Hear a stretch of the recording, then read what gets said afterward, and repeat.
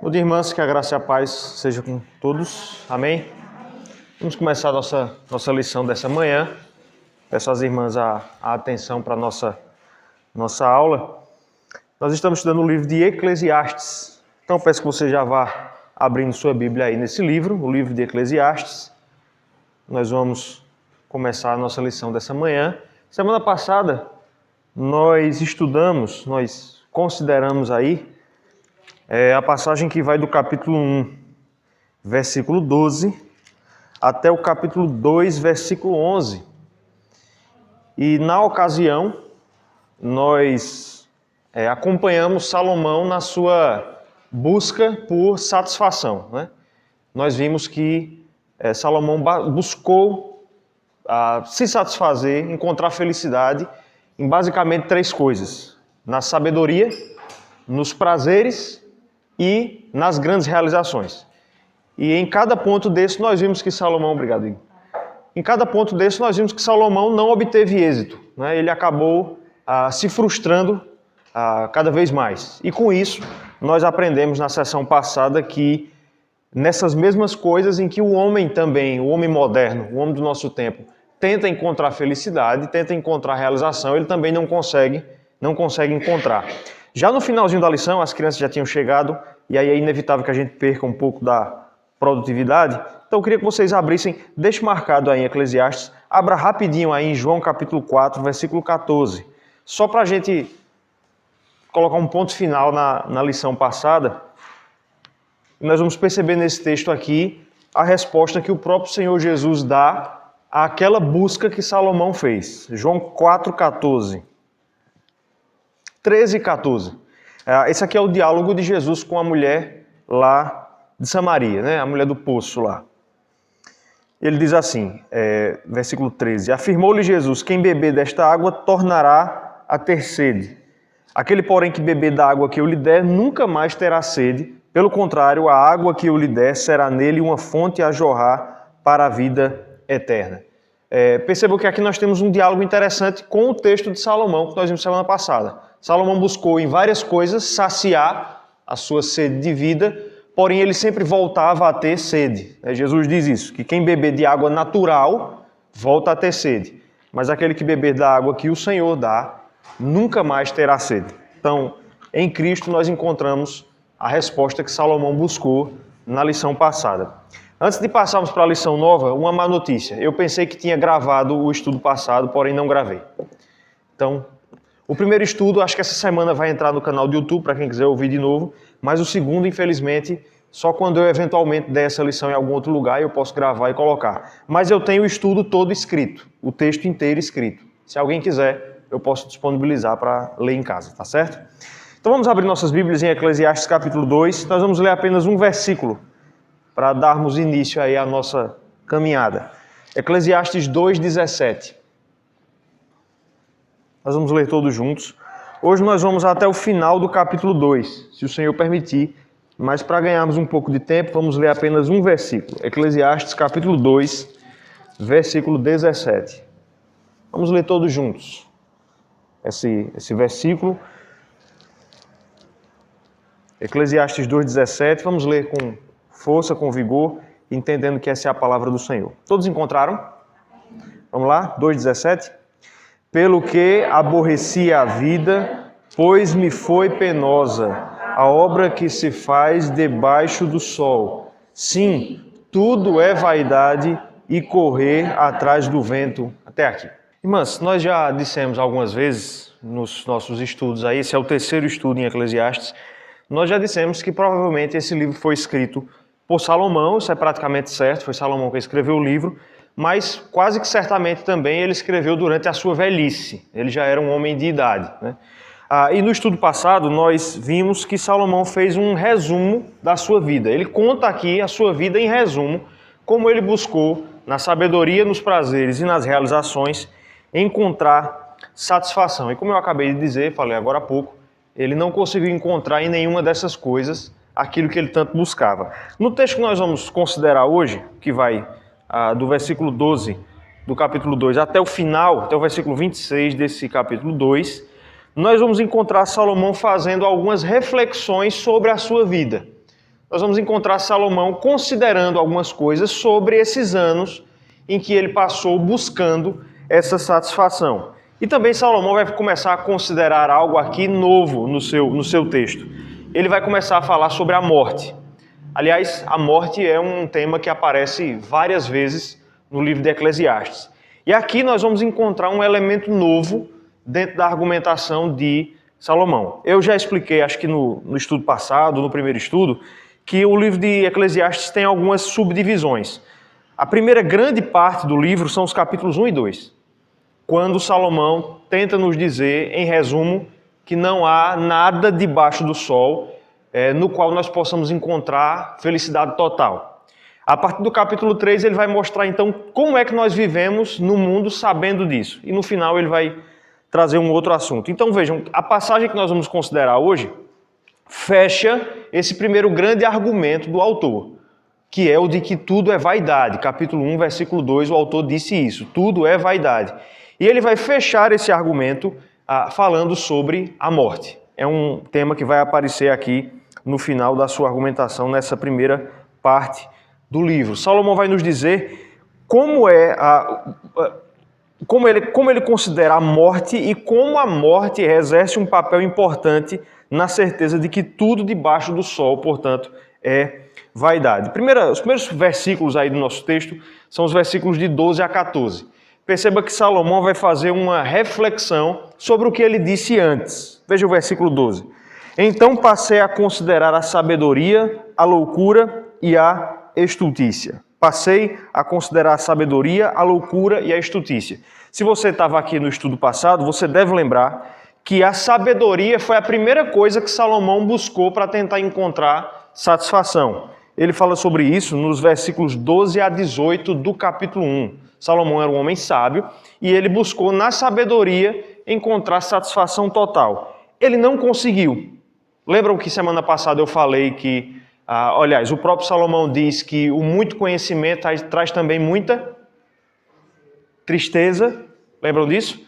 Salomão achou que ia conseguir encontrar felicidade total na alegria, ou melhor, na sabedoria, mas acabou encontrando tristeza. Aqui ele vai fazer uma recapitulação dessa época da sua vida. Ele diz aí, complemento do versículo 12, que fará o homem que seguir ao rei, o mesmo que outros já fizeram. Esse versículo aqui, irmãs, ele tem algumas dificuldades de interpretação, mas o mais provável é que Salomão esteja dizendo o seguinte, o que é que o próximo rei vai fazer? Lembre-se, Salomão era o rei de Israel, era o rei de Jerusalém, e ele estava no final da sua vida. Então ele está lidando aqui provavelmente com o fato de que alguém iria substituí-lo no trono, de que outros reis viriam. E aí ele está fazendo a seguinte pergunta, eu busquei a sabedoria, mas não encontrei satisfação. O que é que o próximo rei vai fazer? E aí ele responde, o mesmo que outros já fizeram. O raciocínio de Salomão é mais ou menos o seguinte, ele está dizendo aos próximos reis que ele não encontrou satisfação na sabedoria. Mas isso não significa dizer que o rei não deve buscar sabedoria. Vocês lembram que a sabedoria de Salomão foi essencial para que ele governasse bem, não é?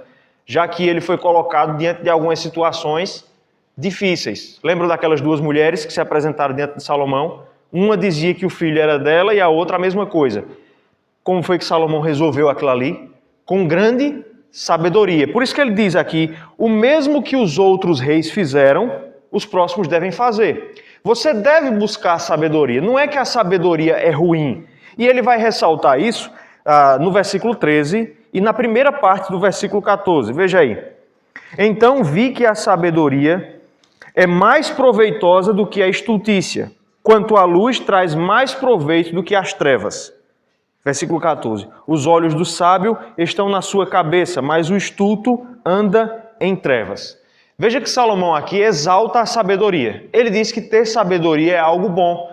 No versículo 13 ele compara a sabedoria à luz, enquanto que a falta de sabedoria é andar em trevas. E ele aplica isso de maneira concreta no versículo 14, quando ele diz que o que é sábio tem os olhos na sua cabeça, ou seja, tem visão, é isso que ele está dizendo, enquanto que o estulto anda em trevas.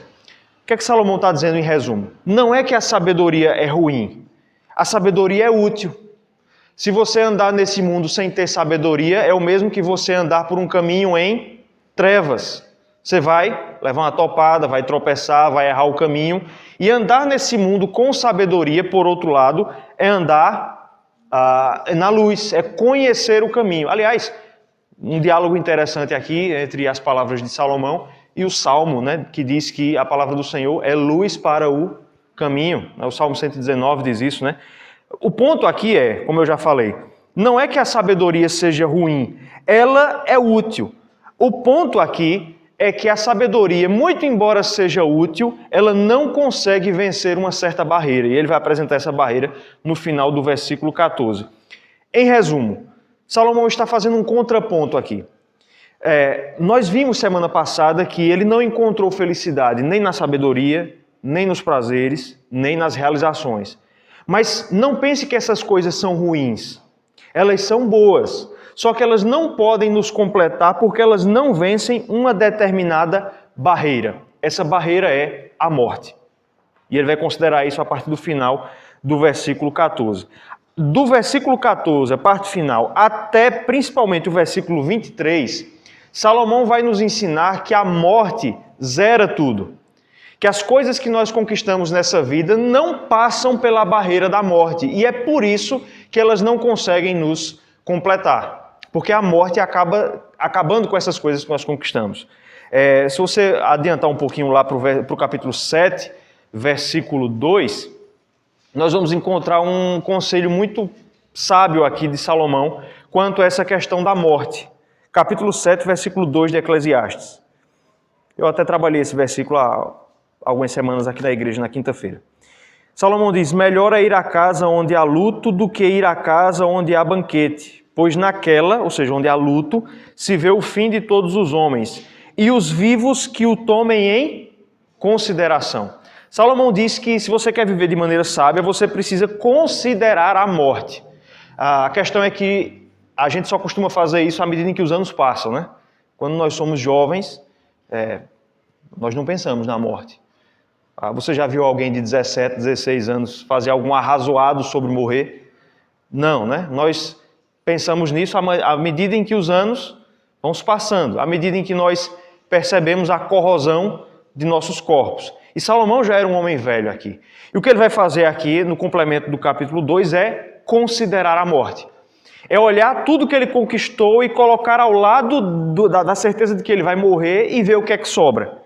E aí, na primeira parte do texto, dessa segunda sessão que nós estamos vendo, entre os versículos 14 e 16, Salomão vai nos dizer que a sabedoria, muito embora seja boa, ela não resiste à morte. Veja aí, complemento do versículo 14. Contudo, entendi que o mesmo lhe sucede a ambos. Entendi que o mesmo lhe sucede a ambos. O comecinho do versículo 15 explica: pelo que disse eu comigo, como acontece ao estulto, assim me sucede a mim. Salomão era um homem sábio. Ele conquistou muita sabedoria. A gente viu semana passada que não havia nenhum homem tão sábio quanto Salomão. Mas ele percebe que a mesma coisa que aconteceria a ele, aconteceria também àquele que não tem sabedoria. Do que Salomão está falando aqui? De morrer. Percebe qual é o argumento de Salomão aqui? Por mais que você adquira sabedoria na vida, um dia você será igualado àquele que nunca buscou sabedoria. Vocês vão para a mesma tumba. O mesmo sarcófago aguarda tanto o sábio quanto o estulto. É disso que Salomão está falando aqui. Vejam, nesse sentido, e é interessante perceber isso, a morte parece ser injusta. Não é verdade? Porque ela trata da mesma maneira tanto aquele que viveu de maneira sábia, quanto aquele que viveu de maneira estulta. Pare para pensar aí, eu tenho certeza que você vai encontrar vários exemplos para aplicar. Quantos casos a gente não conhece de pessoas que viveram de maneira sábia, cuidaram da sua saúde, viveram de maneira responsável, mas morrem jovens por causa de alguma doença, por causa de um acidente automobilístico? Enquanto muitos que viveram de maneira totalmente irresponsável conseguem viver 80, 90 anos. Estão percebendo do que Salomão está falando aqui? Sabedoria é útil, mas a morte não considera se você tem sabedoria ou não. Nesse sentido, ela é injusta, da nossa perspectiva. Porque, irmãos, nós queremos encontrar justiça nesse mundo. Você quer ser tratado de acordo com os seus méritos. De vez em quando eu vejo no WhatsApp ou no Facebook alguns vídeos de abordagens policiais, né? Geralmente, quando acontece algum problema, sempre chega alguém para filmar, né? E uma coisa que eu já percebi assim, é que em muitos desses casos, às vezes quando o policial chega e se exalta um pouco, é muito comum a gente ver as pessoas dizerem assim, peraí, eu não sou bandido. Ou seja, o que é que está por trás da frase? Eu exijo ser tratado com alguma dignidade. Eu não quero ser tratado como o bandido. No bandido você pode chegar, esculachar e bater. Mas eu sou cidadão de bem, eu quero ser tratado com dignidade. Veja, nós buscamos nessa vida um tratamento que seja de acordo com os nossos méritos. Mas a morte não considera isso. Tanto o sábio quanto o estulto vão para a mesma tumba. A gente passa a vida inteira se afastando de certas pessoas, né? Não ande com más companhias. Mas você já parou para pensar que talvez quando você morrer você vai ficar do lado de uma pessoa que você não quisesse estar perto durante a vida? A gente não sabe quem é que vai estar do lado no cemitério, né? Ninguém nunca pensou nisso. Mas talvez você passe anos e anos e décadas acompanhado de alguém que você não gostaria de estar acompanhado. Porque a morte não considera sabedoria ou falta dela. Para trazer um exemplo de 2 atletas, já que a gente está no meio das Olimpíadas, em 94, talvez o maior herói do esporte nacional morreu, né? Ayrton Senna. Ayrton Senna era um homem de sabedoria, era um atleta, se esforçava no que fazia, ele inclusive criou um instituto, né, beneficente, ele tem algo nesse sentido, mas numa corrida, salvo engano, em Mônaco, morreu. No mesmo ano, o jogador argentino Maradona foi expulso da Copa do Mundo. Quem lembra por quê? Uso de drogas. Maradona viveu até ano passado. Estão percebendo do que é que Salomão está falando? O sábio, nesse exemplo que a gente está trazendo, Ayrton Senna, a morte o levou muito antes. Já Maradona, que fez gol de mão, que não tinha a sabedoria, nessa nossa perspectiva, que Ayrton Senna tinha, a vida o conservou até a sua velhice. Da nossa perspectiva, quem deveria ter vivido mais? Ayrton Senna. Da nossa perspectiva, quem é que mereceria, se é que um dos dois merece, ser levado do mundo antes? Maradona. Mas veja que a morte não considera isso. O que acontece a um, acontece ao outro. No versículo 16, Salomão vai considerar um segundo tipo de morte. É a morte da memória. Veja o que ele vai dizer. Pois tanto do sábio como do estulto, a memória não durará para sempre. Pois passados alguns dias, tudo cai no esquecimento. Morre o sábio e da mesma forma o estulto. Salomão está dizendo aqui que não é só o nosso corpo que morre, mas depois de algum tempo a nossa memória também morre. E isso acontece tanto com o sábio como com aquele que não tem sabedoria. Salomão está dizendo que por mais que você faça coisas interessantes na vida, deixe um legado, um dia esse legado vai ser esquecido. Isso tanto em relação ao sábio, quanto àquele que não tem sabedoria. Vejam, irmãs, quantos casos a gente não conhece de pessoas que foram grandes pessoas no passado e hoje em dia só são o nome de uma rua. Você não sabe nem quem foi. Já parou para pensar nisso? Você mora em que rua? Rua fulano de tal. Quem foi essa pessoa?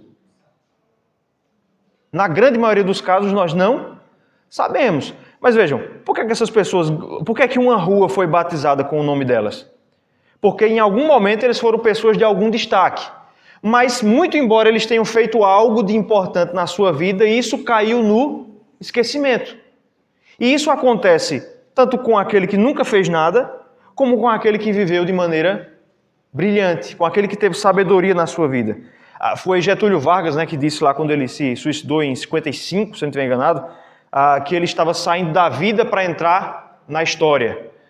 Esse é o nosso sonho. Nós não queremos ser esquecidos. Mas Salomão está dizendo aqui que o sábio também será esquecido. Ele vai morrer e depois de um tempo ele vai ser esquecido. Se você voltar para o versículo 11 do capítulo 1, você vai ver que Salomão já tinha lidado com esse fato. Veja aí, capítulo 1, versículo 11. A gente já trabalhou esse versículo antes. Já não há lembrança das coisas que precederam, e das coisas posteriores também não haverá memória entre os que hão de vir depois delas. Então veja, tanto o sábio quanto o estulto serão esquecidos. Deixa eu dar um exemplo bem nosso aqui. Alguém sabe aqui quem foi Antônio Alves Soares? Alguém conhece essa pessoa? Antônio Alves Soares? É uma vergonha, viu, que vocês não conhecem essa pessoa. Sabe quem é Antônio Alves Soares? Primeiro habitante de São Bento do Una. Vocês têm... É mais fácil, não esquecer alguém que marcou de forma negativa, né? É verdade. Bem ponderado. Às vezes o que praticou o mal é lembrado por mais tempo do que o que praticou o bem. Só para dizer quem é essa pessoa, irmãos, vejam como se aplica, como se encaixa bem ao que Salomão está dizendo. Antônio Alves Soares foi o primeiro não índio que viveu em São Bento do Una. Sabe quando ele chegou aqui? 1777. Ele estava fugindo de uma seca na época e construiu uma casa e um curral ao lado do rio Una. E ele era um homem sábio. Sabe como é que ele batizou a fazenda dele? Fazenda Pirineus, em referência às ondulações da Europa. Ele era português. E na época, essa região aqui do rio Una era uma região onde muitos viajantes passavam. Por quê? Porque tinha um rio e era mais fácil para você viajar perto do rio, porque os animais poderiam beber água, etc. E depois que Antônio Alves Soares veio morar aqui, as pessoas viajavam e passavam por aqui, para ir para Recife, por exemplo, e passavam na fazenda dele. Os livros de história contam que ele era um poeta, fazia poesias, contava histórias, e as pessoas gostavam de passar por aqui nas viagens, porque a viagem se tornava um pouco mais interessante quando se passava pela fazenda dele. Era uma distração. O ponto foi um homem sábio. A colonização do nosso município começou com ele. Depois de algum tempo se tornou Fazenda Santa Cruz. Depois de mais um tempo, São Bento. Por último, São Bento do Una, já como município. Vejam, quem começou tudo isso aqui, quem quebrou a selva que havia aqui foi esse homem. No entanto, quantos de nós o conhecemos? Não pense que eu sou muito inteligente porque eu sei quem é não, viu? Eu fui buscar no livro, naquele São Bento do Una, Formação Histórica. Eu também não conhecia ele. O ponto de Salomão veja, esse homem marcou história, não é? Para os padrões da sua época, ele fez algo extraordinário. No entanto, passados pouco mais de 3 séculos, nem isso, né? Menos de 3 séculos, ele já foi esquecido. E isso acontece com todos os sábios. E Salomão trata isso como uma certa forma de morrer. É uma espécie de segunda morte. Primeiro você morre fisicamente, a alma se separa do corpo, mas a lembrança da pessoa continua. A gente lembra das pessoas que morreram. Mas depois que essa pessoa é esquecida, é como se isso fosse uma segunda morte. É do que Salomão está falando. Tem um filme, e eu havia prometido 2 semanas atrás que eu iria indicar muitos filmes, então lá vai o segundo. Existe um filme que no Brasil foi publicado como Viva a Vida é uma Festa. É um filme infantil. Não sei quem já assistiu aqui. Aí, tá vendo? Viva a Vida é uma Festa. Esse filme, irmã, ele é ambientado no México.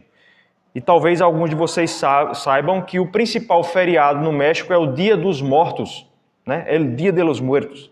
O Dia dos Mortos. No filme, é claro que é uma fábula, né? Não é verdadeiro. O filme mostra o que é que supostamente acontece com as pessoas que morrem. As pessoas que morrem vão para o mundo dos mortos e lá elas continuam a viver normalmente, como vivem aqui com as pessoas que já morreram, obviamente. Mas há uma condição para que elas continuem a viver lá. As pessoas que ficaram na terra, seus familiares, têm que continuar lembrando dele. E aí a família, né, que protagoniza o filme, lá tem uma espécie de altar onde tem fotos de gerações de pessoas, né? Por que eles mantêm essas fotos? Porque eles acreditam que enquanto aquelas pessoas forem lembradas, elas vão continuar a viver bem lá no Dia dos Mortos. E aí, no feriado, os 2 mundos se encontram. Se alguma pessoa for esquecida no mundo dos vivos, ela desaparece lá no mundo dos mortos. É como se fosse uma segunda morte. Inclusive, um dos personagens principais do filme quase é esquecido, né? Pela vovó lá, e aí canta-se uma música e a vovó lembra daquele que é o seu pai e ele não desaparece. Essa ideia é muito parecida com o que Salomão trabalha aqui. Ser esquecido é como morrer de novo. Primeiro se morre fisicamente, mas depois de algumas gerações, quando a nossa memória se perde, é como se nós deixássemos de existir totalmente nesse mundo. Então vejam, Salomão diz aqui que tanto o estulto quanto o sábio passam por duas mortes. Um conhecido diretor de cinema chamado Woody Allen, ele disse o seguinte: eu não quero atingir a imortalidade através da minha obra. Eu quero atingir a imortalidade através de não morrer. O ser humano tem essa sede de construir algo que nunca seja esquecido. As pessoas vão lembrar de mim para sempre. Lembram do exemplo de Aquiles, que eu contei aqui no primeiro estudo? Aquiles foi para a guerra de Troia, por quê? Porque ele não queria ser esquecido. Esse desejo que nós temos de não sermos esquecidos maquia, na verdade, o desejo que nós temos de não morrer. Porque nós fomos criados para a eternidade. Como nós morremos, a gente tenta criar uma maneira de nunca ser esquecido para, de alguma forma, permanecer aqui nesse mundo. Mas Salomão diz que você passa pelas duas mortes. Você vai morrer fisicamente e também a sua memória vai desaparecer. Diante disso, veja a pergunta que ele faz no complemento do versículo 15. Pelo que disse eu comigo, como acontece ao estulto, assim me sucede a mim. Por que, pois, busquei eu mais a sabedoria? Então disse a mim mesmo que também isso era vaidade. Perceberam a pergunta que Salomão fez aqui? Ele percebeu, o sábio também morre. E pior, o sábio será esquecido.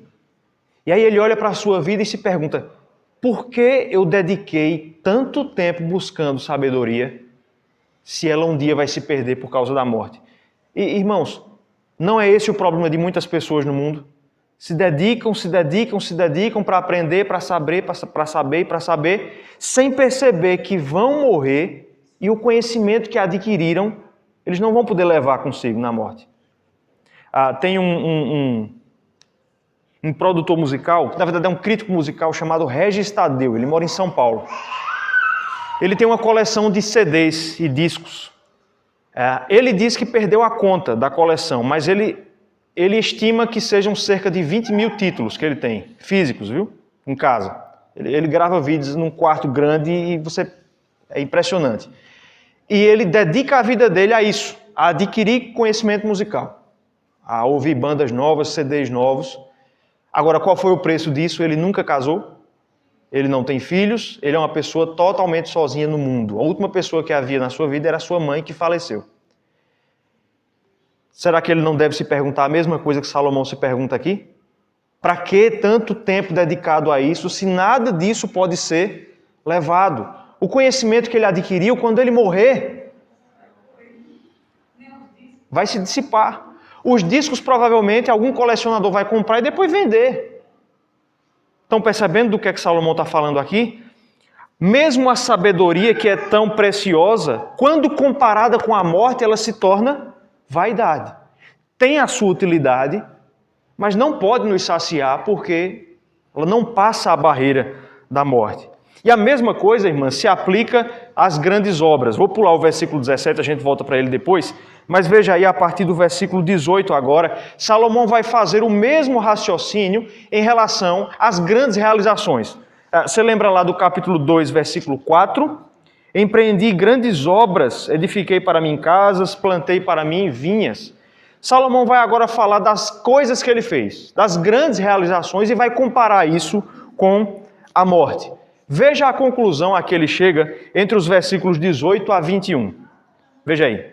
Também aborreci todo o meu trabalho com que me afadiguei debaixo do sol, visto que o seu ganho eu havia de deixar a quem viesse depois de mim.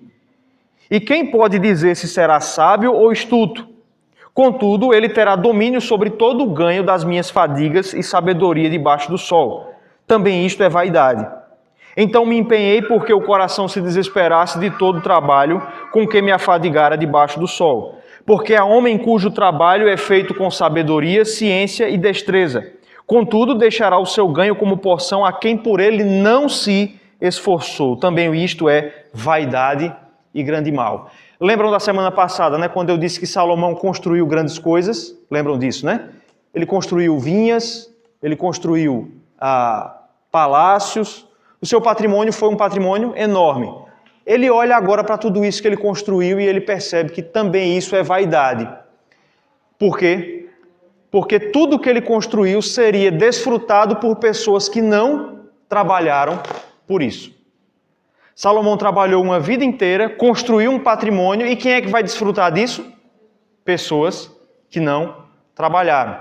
E Salomão ainda vai dizer que pior do que isso é o fato de que nós não temos como saber se quem vai desfrutar do nosso trabalho são pessoas sábias ou estultas. Veja, eu falei semana passada, Salomão foi um homem sábio. Salomão foi um homem de sabedoria. Ele conseguiu conquistar muitas coisas. Mas ele não tinha certeza se os seus filhos seriam pessoas sábias ou não. Quantos casos nós não conhecemos de pessoas que vivem uma vida inteira trabalhando, juntam um patrimônio, um bom patrimônio, um patrimônio enorme, e quando a pessoa morre, seus filhos depredam o patrimônio em pouquíssimos anos. Exatamente. Todo mundo aqui deve saber de exemplos assim. Muitas vezes os filhos não tiveram a mesma trajetória de vida dos pais, né?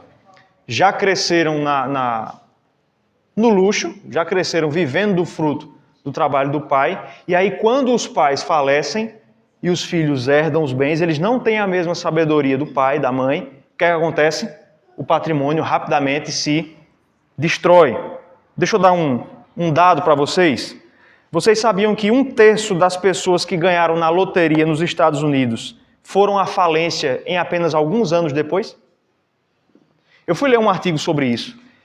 São pessoas, irmãs, que ganharam 30 milhões de dólares, 50 milhões de dólares. E em 5 ou 6 anos estão falidos. Falidos. Quando você vai ver, gastaram tudo pior do que o filho pródigo, né? O que é que isso mostra? Que as riquezas que nós ganhamos, elas têm a tendência de se dissipar. Por mais que você junte riquezas, por mais que você construa coisas na terra, você não pode ter certeza de que as pessoas que virão depois de você vão manter isso. Aliás, se você tiver apenas 2 herdeiros, seu patrimônio já vai rachar no meio. Não é isso?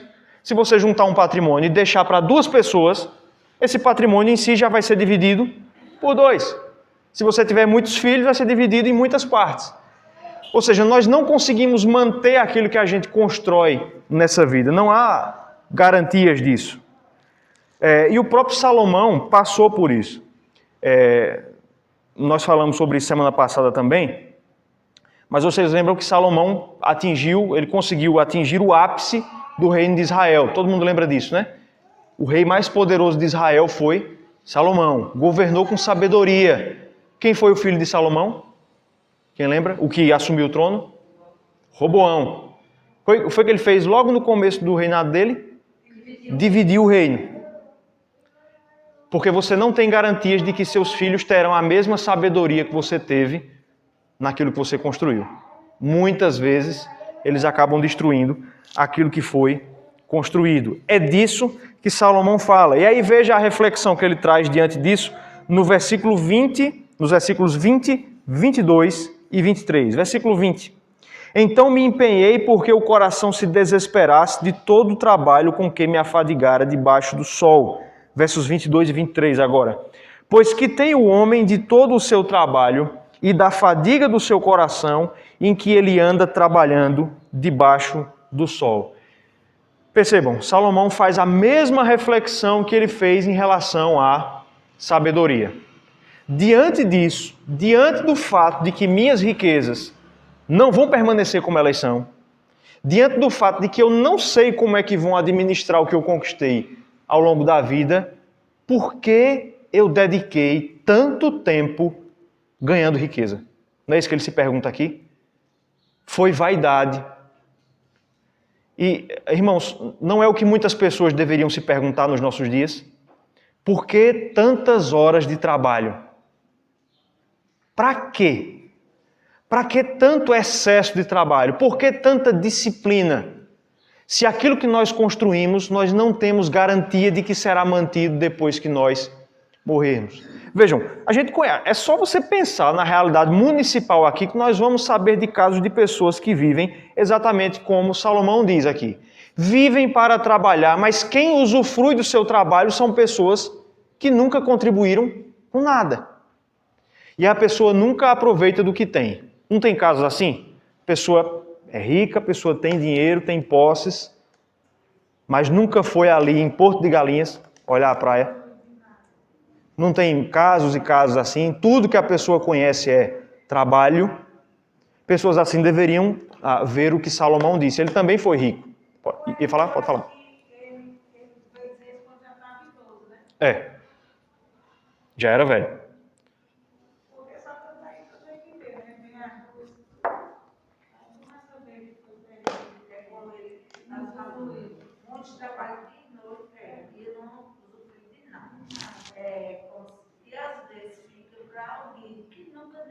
É, perfeito. Às vezes, principalmente quem é possível, assim, que tem bicho, assim, não, né? Às vezes a gente só tá no sítio, não vai na praia, não vai nada, e olha, fica tudo aí. A gente perde pais que estão trabalhando e os filhos passam algumas necessidades. E eles têm o dinheiro e nos socorrem, esperando guardar o herança para morrer. E a gente também vê isso, o valor, trabalha dia e noite, né, assim, literalmente para deixar para o futuro. Às vezes nem gasta também com tudo isso. Aí economizar e acaba com a alimentação. No capítulo 9 de Eclesiastes, Salomão vai... É porque eu não quero queimar etapas aqui, mas Salomão vai dar alguns conselhos sobre essa questão de planejar o amanhã e lidar com o hoje. E Salomão vai dizer algumas coisas como, por exemplo, come o teu pão, ele vai dizer gostosamente, ou seja, coma bem. Não seja muquirana não, pelo amor de Deus. Claro, dentro das possibilidades de cada um, sem ostentação, a palavra é essa, mas ele vai dizer, come o teu pão gostosamente. Ele vai falar sobre se perfumar. No final do livro é que nós vamos perceber que a ética cristã não vai pender para nenhum dos extremos. Nem você vai se tornar um inconsequente que não deixa nada para os seus filhos. Provérbios fala sobre isso, sobre a obrigação que os pais têm de poupar para os filhos. Mas, por outro lado, você não vai entrar no que Salomão entrou durante muito tempo. Pode falar, gente. Sim. Depois que eu fui mãe, é que passar a mão na cabeça dos meus filhos, para eles não passarem o que eu passei. Dar a eles o que eu não fiz. Aí depois que a gente amadurece os nossos filhos, a gente vê que tem que dizer o não. Eles têm que perceber aquilo que eles é que têm que conseguir. Não eu que tenho que dar. Mas depois isso é. Olha o que Salomão diz aqui, capítulo 9, versos 7 e 8. Olha só. Só um spoiler aí do que vem pela frente, mas só para, já que a gente entrou nesse ponto, veja como ele diz que você deve gastar seus bens. Capítulo 9, versos 7 e 8. Vai, pois, e come com alegria o teu pão e bebe gostosamente o teu vinho, pois Deus já de antemão se agrada das tuas obras. Em todo o tempo sejam alvas as tuas vestes, jamais falte o óleo sobre a tua cabeça. Do que é que Salomão está falando aqui? Para servir a Deus e fazer a sua vontade de Deus, você não precisa se parecer com um mendigo. Quando você não precisa disso. Você pode comer o pão, beber o vinho gostosamente. Você pode usar vestes alvas, limpas. Você pode ter uma roupa nova. Não é? Você pode... Que nunca falte óleo sobre a sua cabeça. A ideia do óleo aqui é o perfume. Você não precisa andar com desodorante vencido, né? Resumo desses dois versículos. Você pode e Deus quer que você goze nessa vida das coisas que Deus dá. A diferença é que nós não vamos colocar nessas coisas nossa realização. Ponto final para não queimar etapas.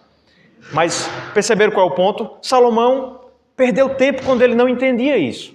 Infelizmente ele só veio entender isso no final da vida. Volte para o capítulo 2 e aí então nós continuamos.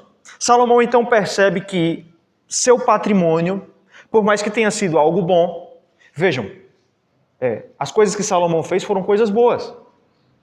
O problema é que Salomão demorou para perceber que elas tinham uma barreira que era a morte. E ele não precisava ter se preocupado tanto com isso.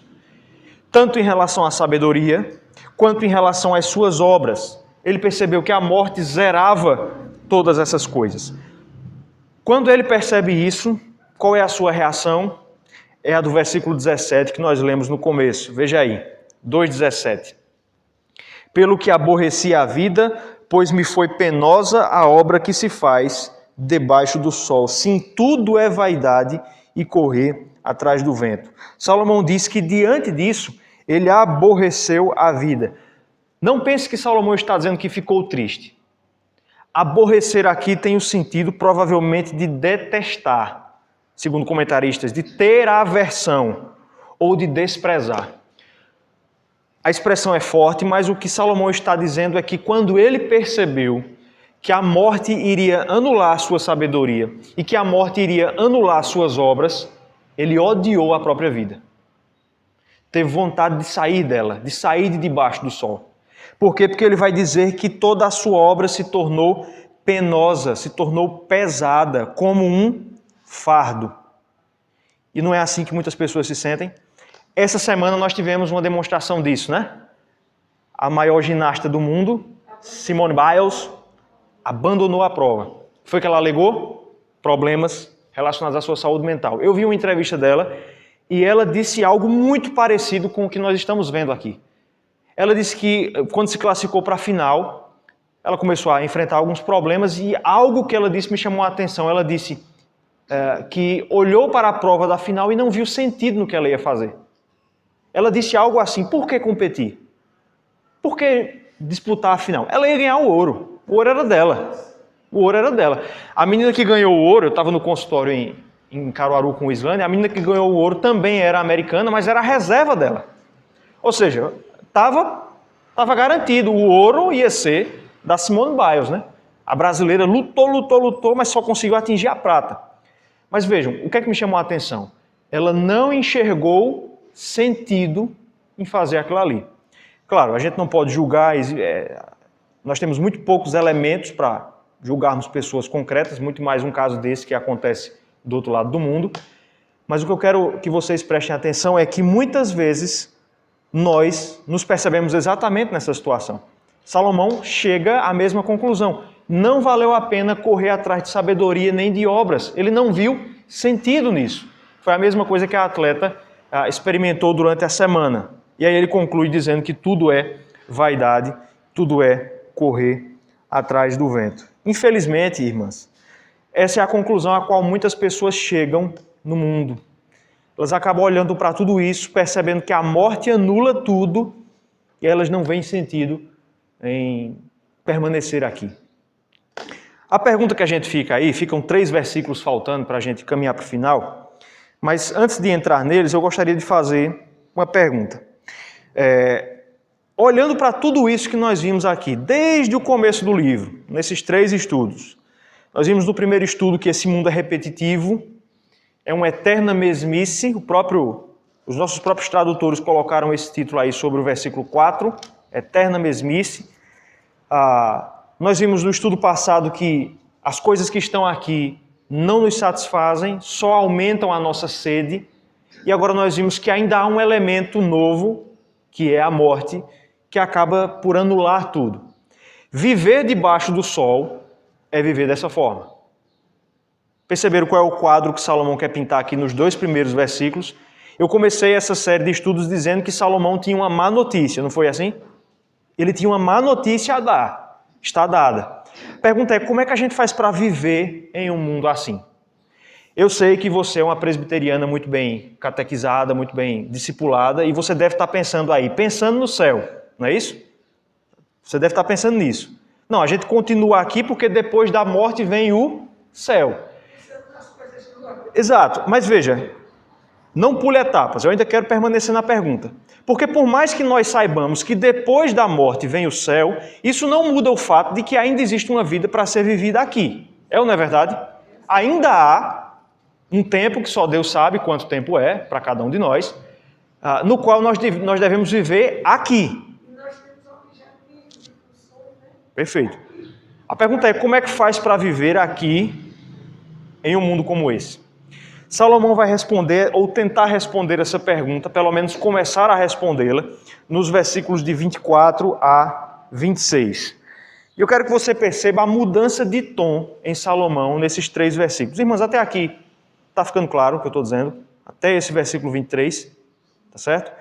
Perceba a mudança de tom, de todo esse pessimismo para o que é dito nos versículos 24 a 26, os 3 últimos versículos.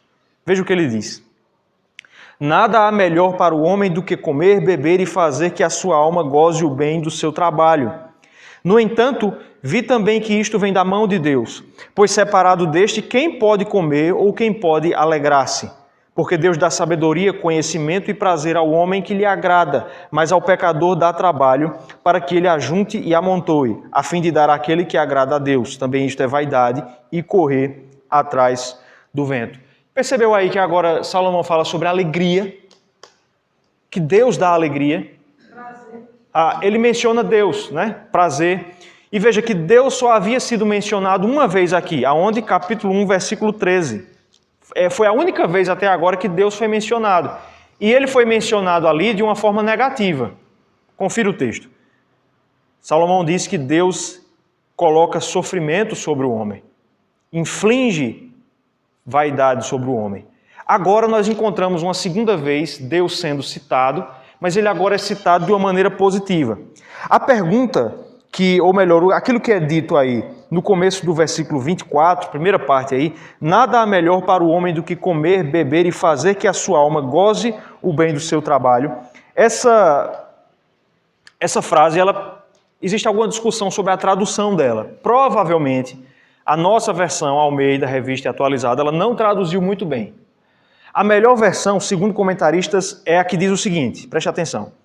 Nada há inerentemente bom no homem que o possibilite comer, beber e fazer a sua alma ver bem em seu trabalho.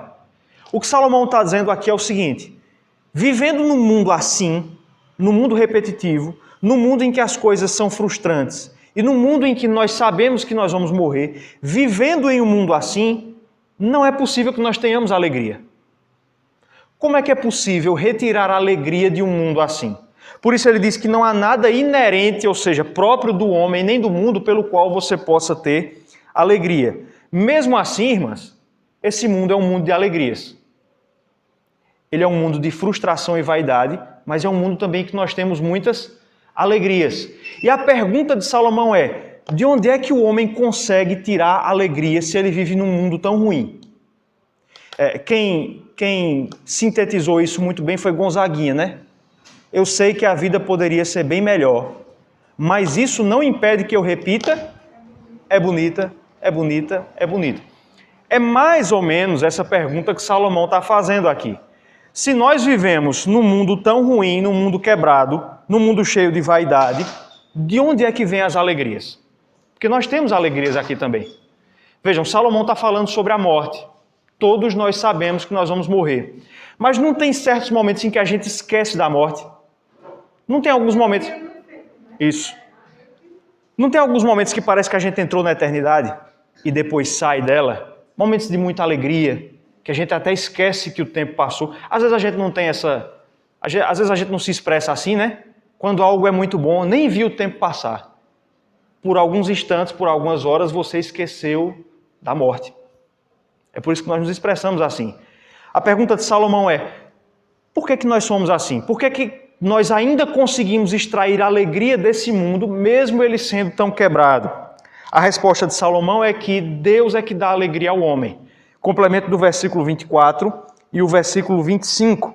No entanto, vi também que isto vem da mão de Deus, pois separado deste, quem pode comer ou quem pode alegrar-se? Salomão está dizendo que nós temos alegria nesse mundo porque Deus nos dá alegria. Esse mundo, a nossa vida em si mesma, não tem nada que poderia nos alegrar, porque ela é frustrante. Viver debaixo do sol é triste, mas nós temos alegria aqui porque Deus nos dá. E ele nos dá com um objetivo. Deus dá alegria ao homem para que o homem se lembre de Deus. Vamos jogar luz sobre esse texto. Abra aí em Atos capítulo 14, versículo 17. Leia esse texto e tente fazer a conexão com o que Salomão está dizendo aqui. Atos capítulo 14, versículo 17. Vamos todos abrir nesse texto.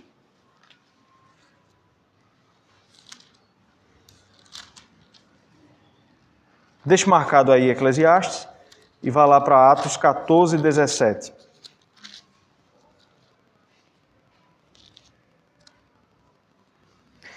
Paulo está falando sobre Deus aqui, certo? Sobre o que Deus faz, sobre as obras de Deus. Veja aí, Atos 14, 17. Contudo, não se deixou ficar sem testemunho de si mesmo, falando de Deus. Deus não se deixou sem testemunho de si mesmo, fazendo o bem, dando-vos do céu chuvas e estações frutíferas, enchendo o vosso coração de fartura e de alegria. Por que é que Deus enche o coração do homem de alegria?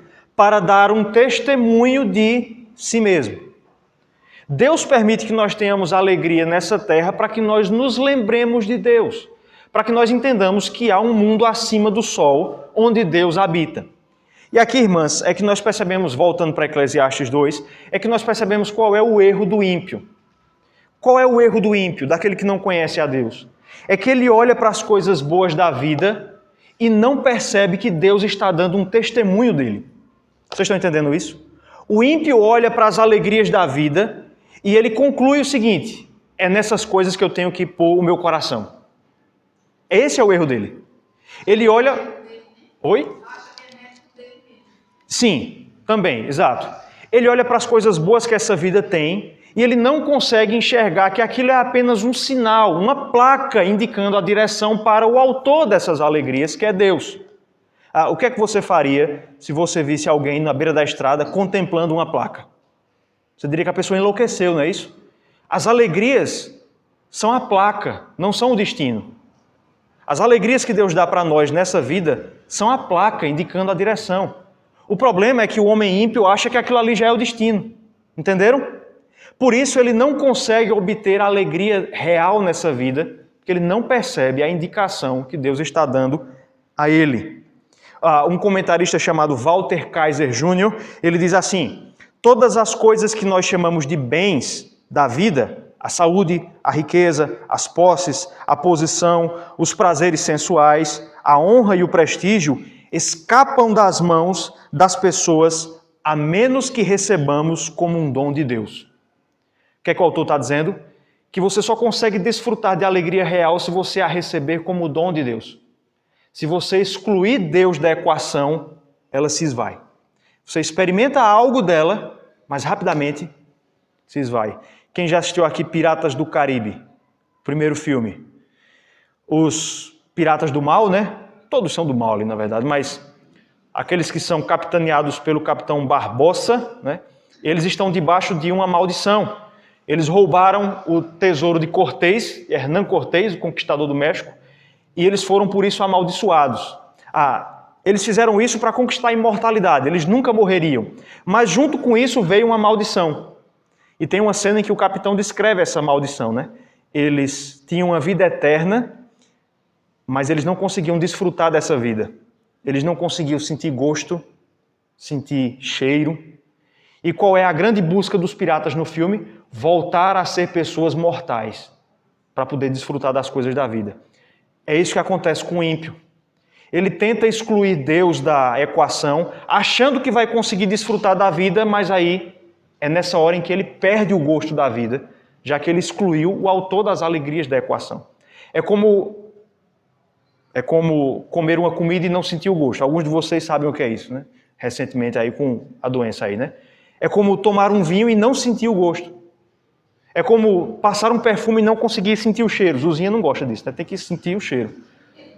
O ímpio vive dessa forma na vida. Ele desfruta das coisas e ao mesmo tempo não desfruta, já que ele rejeitou quem dá as alegrias. Pensando por esse ângulo, irmãos, é que nós podemos concluir que somente o crente é que pode se alegrar de fato. Estou terminando. Um escritor chamado Leon Tolstói, que é russo, ele disse assim: em nome de Deus, pare um pouco. Em nome de Deus, pare um pouco. Pare de trabalhar, olhe em seu redor. Em nome de Deus. Somente os crentes, irmãos, é que em nome de Deus podem desfrutar dessa vida, já que eles recebem as coisas boas como dons de Deus. E se você parar para pensar, até a morte pode mudar de significado se nós pensarmos assim. Nós vimos agora que para o ímpio a morte é uma fonte de desespero. Não é assim? Quinta-feira eu fui com o Islane fazer um procedimento. Ela foi fazer, né? No hospital lá em Caruaru. E aí eu passei o dia lá. E aí, forçado pelas circunstâncias, eu acabei assistindo o Casos de Família. E aí a psicóloga lá, algo me chamou a atenção. Ela falando sobre o coronavírus, né, o Covid. E ela falou lá, eu tenho pavor de pegar a doença. Palavras dela. Para o ímpio, a morte é fonte de pavor. Por quê? Porque o ímpio sabe, muito embora ele nem sempre verbalize isso, mas ele sabe que a morte vai anular as suas obras aqui. A mesma coisa que Salomão concluiu. É por isso que o ímpio e nós também não queremos morrer. Nós não queremos que nossa vida acabe. Para o ímpio, a morte é fonte de terror, de pavor, já que ela vai anular tudo que foi feito. Mas veja que quando nós entendemos que as alegrias da vida são fonte de Deus, ou melhor, Deus é a sua fonte, a própria morte muda de significado. Abra aí rapidinho em Colossenses capítulo 3, versículos de 1 a 4. Bem rapidinho. Colossenses 3, de 1 a 4. Colossenses, eu falei Filipenses ou Colossenses? Colossenses, tá certo. Colossenses 3, de 1 a 4. Vejam como Paulo olha para a nossa vida nesse texto. Portanto, se fostes ressuscitados juntamente com Cristo, buscai as coisas lá do alto, onde Cristo vive, assentado à direita de Deus. Pensai nas coisas lá do alto, não nas que são daqui da terra, porque morrestes. Paulo diz que nós já morremos, porque morrestes, e a vossa vida está oculta juntamente com Cristo em Deus. Quando Cristo, que é a vossa vida, se manifestar, então vós também sereis manifestados com Ele em glória. O que é que Paulo está ensinando aqui? Que em Cristo nós entendemos que a nossa vida não é essa. A nossa vida está no céu, oculta, escondida, reservada com Cristo. E aí veja como a morte muda de significado. Para o crente, a morte não é o fim da vida. A morte é o fim do ensaio da vida. A vida que nós vivemos aqui é apenas a preparação, é apenas um ensaio para a vida real que ainda vai começar quando Cristo se revelar. E ao invés de ser fonte de pavor, a morte passa a ser fonte de esperança. Nessa vida, nossas alegrias são vaidade, elas se dissipam, mas um dia, a vida em que a alegria é perene, vai se manifestar. Perceberam como a própria morte, o nosso pior inimigo, muda de figura quando nós entendemos que Deus é o autor das alegrias? Perceberam aí qual é o caminho que Salomão está dando para você viver debaixo do sol? Por isso que um comentarista fala, e aí eu vou terminar com isso, há um comentário escrito em Eclesiastes chamado Alegria no Limite das Forças, escrito por Douglas Wilson. A ideia do título é que você só consegue desfrutar de alegria nessa vida no limite da força. É quando você percebe que não consegue encontrar em nada aqui a alegria, que você descobre onde é que ela realmente está junto com Deus. E pensando ainda sobre a morte, aí eu vou realmente encerrar com isso agora, um autor presbiteriano, chamado Emílio Garófalo Neto, eu tenho citado muito ele, ele diz o seguinte: se você nascer uma vez, terá 2 mortes. A gente falou sobre 2 mortes, né? Lembram lá? Todo mundo está lembrado disso, né?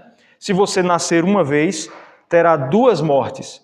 Mas se você nascer 2 vezes, Jesus falou sobre nascer de novo.